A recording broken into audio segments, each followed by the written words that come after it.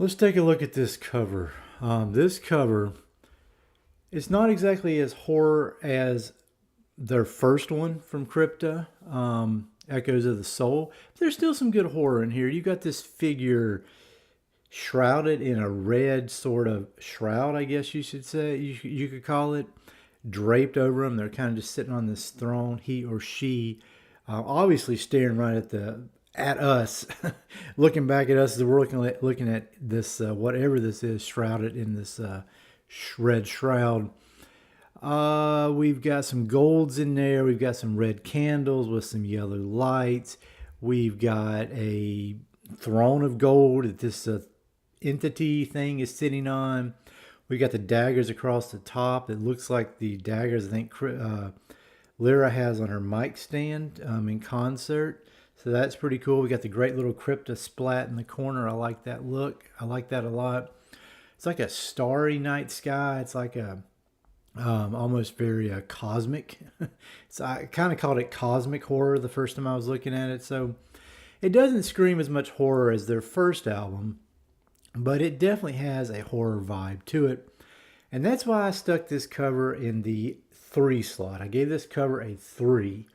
Number 1 is Mr. Rogers' Neighborhood. Number 6 is Freddy's Nightmare. So I think it's somewhere between that. It's right there in the middle, right in that sweet spot where it's just horror enough to grab your attention, but not so horror that you got to grab the kids and pull them away and say, "No, don't look at that cover," because there's some covers out there I've seen, and I'm like, kids, please don't look, please. But this one's not one of those. It's just a beautiful cover.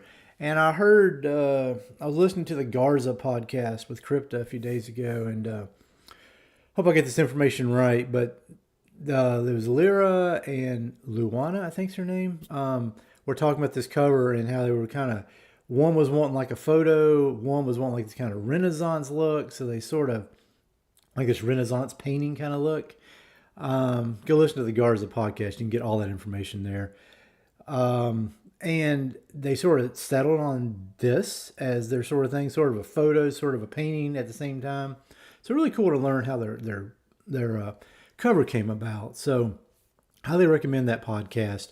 And they talk about the tornado that nearly took them out at one of their venues, one of their shows. It took out one of their RV. It took out their RV.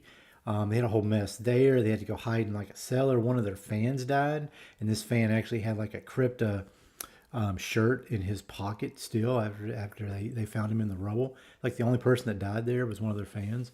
So really interesting episode from the Garza podcast, and Garza does a really good stuff. The Garza podcast is really, really good. I don't know the guy's name off the top of my head. It may be Garza.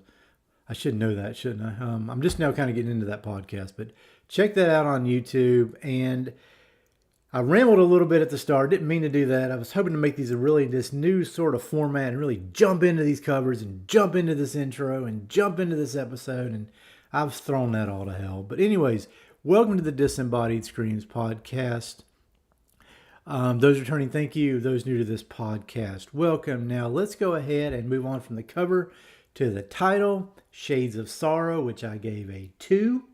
It's more towards Mr. Rogers' Neighborhood than Freddy's Nightmares. Even though when you hear the word sorrow, it does have a bit of a mournfulness to it. You can almost see a ghost haunting a house, a sorrow-filled ghost. You kind of see that. So I kind of bumped it up just a notch just because I kind of see sorrow like that. Moving on to track listing. I'm going to go ahead and give my meat and potatoes, the stuff I think everybody tunes in for at the very start with these new episodes, this new format I'm doing. And then if you want to listen to album information and things of that nature, it's coming up at the end. If you want to check out, that's fine. You like, I've got the horror stuff, I'm done. That's fine too. But I'm just trying to jazz things up a little bit. Always growing as I move along and move forward with this podcast. All right, let's get into the track listing. The Aftermath, Dark Clouds, Poisonous Apathy, The Outsider, Stronghold, The Other Side of Anger, The Limbo, Trial of Traitors, Lullaby for the Forsaken, Agents of Chaos, Lift the Blindfold, Lord of Ruins, and The Closure. That's the 13 songs on this album. I did write a few little notes about it, but I'll get back to those in just a minute when I get to the horror side of things. First up, let's get into singles. There are singles from this one. Lord of Ruins, released the 31st of May, 2023. Trial of Traitors, June 27th, 2023.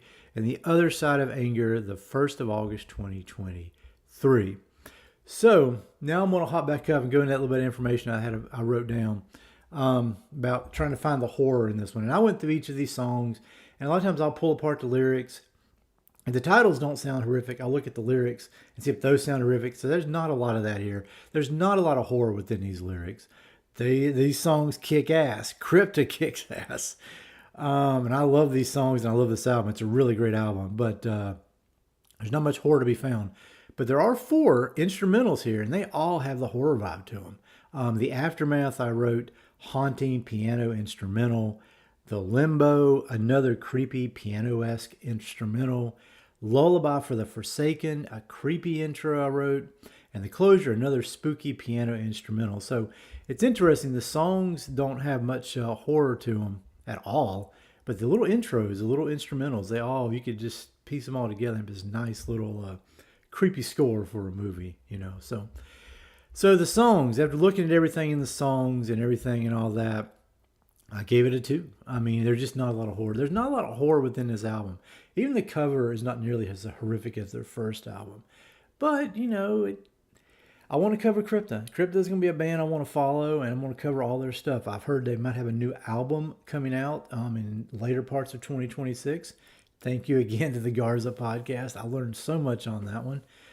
Truly go check that out if you get a chance after this is done. Maybe I'll put a little, if you're on YouTube, I think there's a way I can put a link to that podcast episode in the corner on my screen. So I think I will try and do that if you're on YouTube.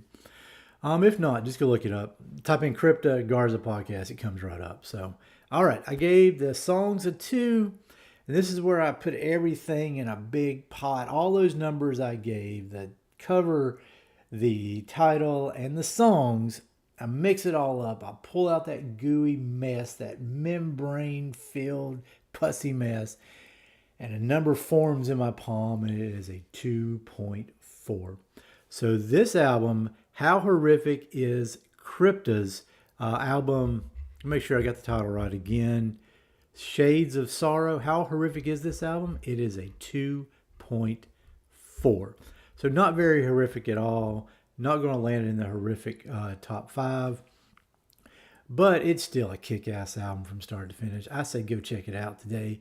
I'm loving me some Crypta. I'm looking forward to going back to Nervosa and diving through all their albums because I love Lyra. Lyra is an amazing front woman through and through. More on that in a moment when I get to Personnel. But yeah, album's not very horrific, but it's excellent to listen to. So go check it out.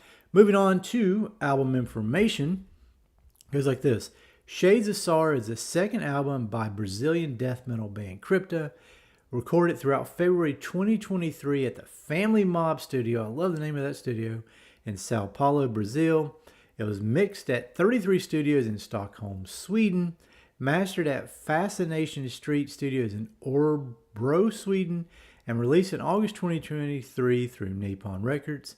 It is the only studio album to feature guitarist Jessica D. Falchi, who left on March 10th, 2025. Moving on, I had put down some professional ratings. These were kind of interesting. I just stumbled on this on Wikipedia. The Angry Metal Guy said, great, with an exclamation point. Blabbermouth.net said 8.5, which I assume is out of 10. Good stuff. Distorted Sound Magazine, a 9 out of 10. Good stuff. Metal Injection, 8.5 out of, again, I assume 10. And Metal Sucks gave it a 4.5 out of 5. So this album has got some heavy, heavy, heavy high marks on it. And I can understand why. It's an amazing album. And it was also chosen by the, I'm not going to try and pronounce this, Criticos de Art. If you're on Spotify or YouTube, you can see that big word on the screen.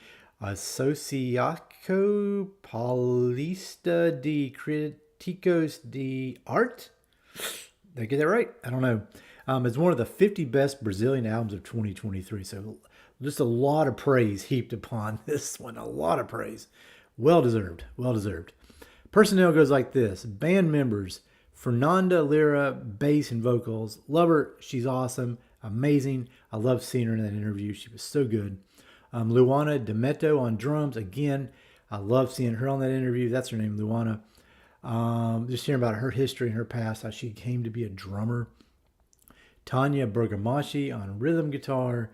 And Jessica D. Falchi on lead guitar. Again, it's on the screen if you want to scream at me that I didn't get it right.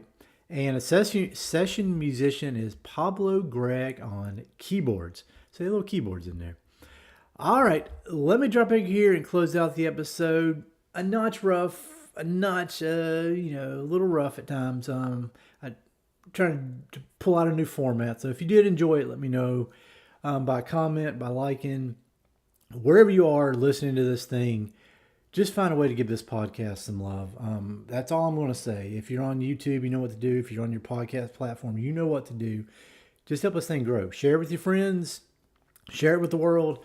Take it outside, put it on a boombox and blast it and just let it sit there for hours on end. So people just keep going by, what the heck are you listening to? Why is it just still playing out here? Just any way to make this thing grow. Just help me make it grow. Podcast side, I'm very happy with. YouTube side, not so much. But I'm transitioning from covering more movies on YouTube to covering now music because I'm really enjoying this music stuff. So it's probably why music is, I'm having a little trouble on YouTube. All right. That's it. Take care. Thanks for listening. Go listen to some Crypta today and just crank it extremely, extremely loud. Be good.